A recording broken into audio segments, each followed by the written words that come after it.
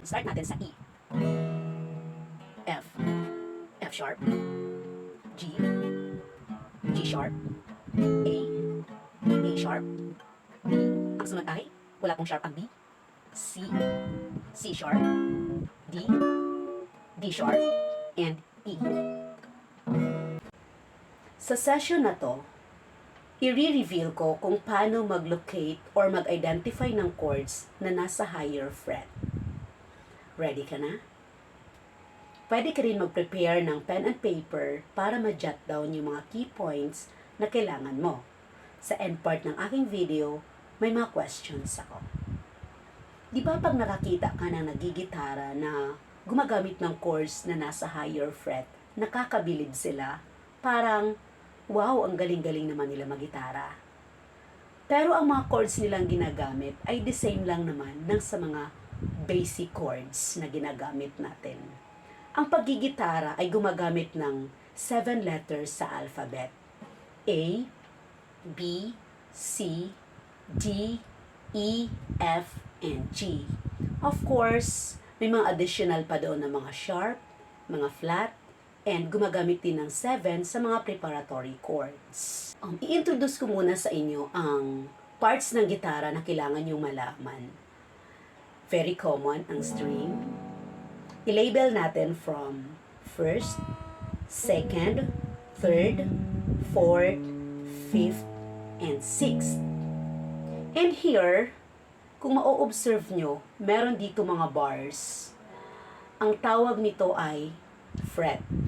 First fret, second, third, fourth, fifth, and so on. And of course, may mga dots din dito. Hindi lang po sila design. Okay, meron silang important role sa gitara. Sila ang magiging guide natin or palatandaan habang nagpe-play tayo ng guitar na nasa higher fret.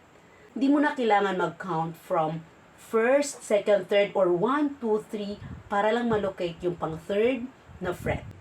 Going back sa na-mention ko kanina na sharp and flat. Ang sharp, ang symbol is like hashtag, while flat is like small letter B.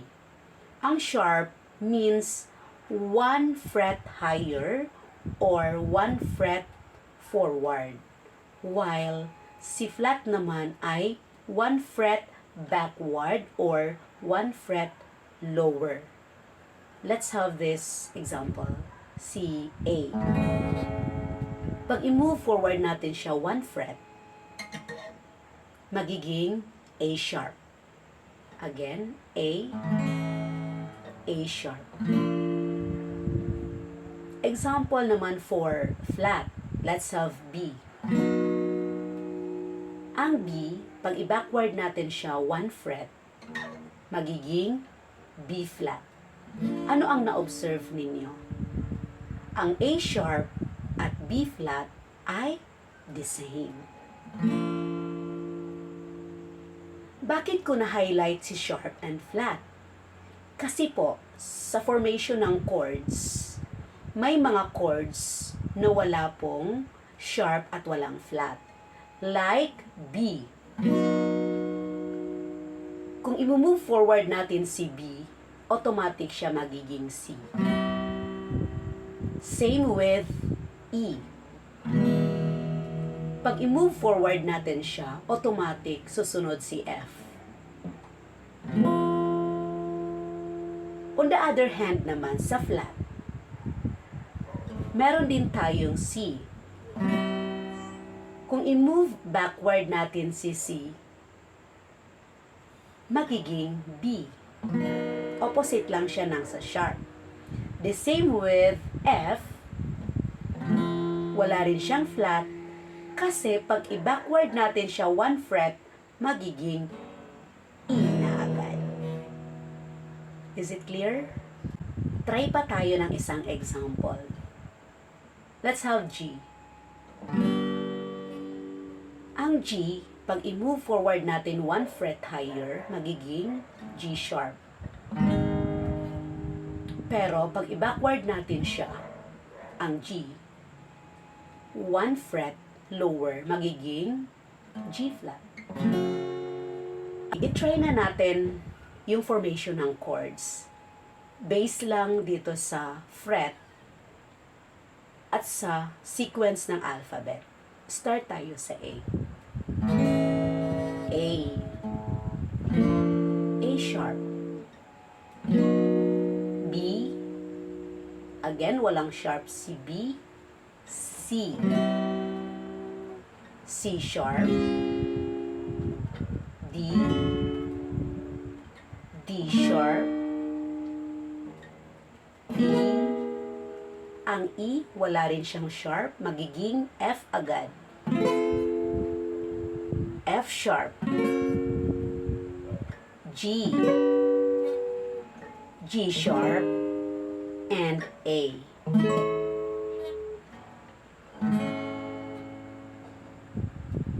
Okay, isang formation. Start natin sa E. F. F sharp. G. G sharp. A. A sharp. B.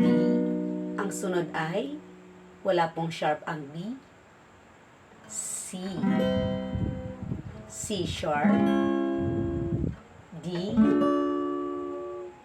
D sharp. And E.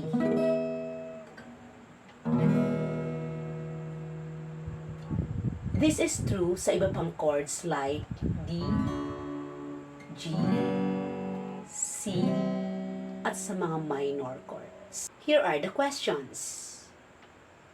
Are you ready? First, anong chords ang walang sharp?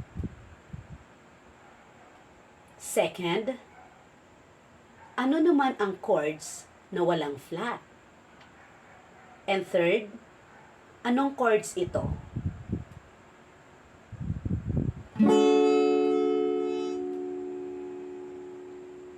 At anong chords ito? Comment down your answers. See you next!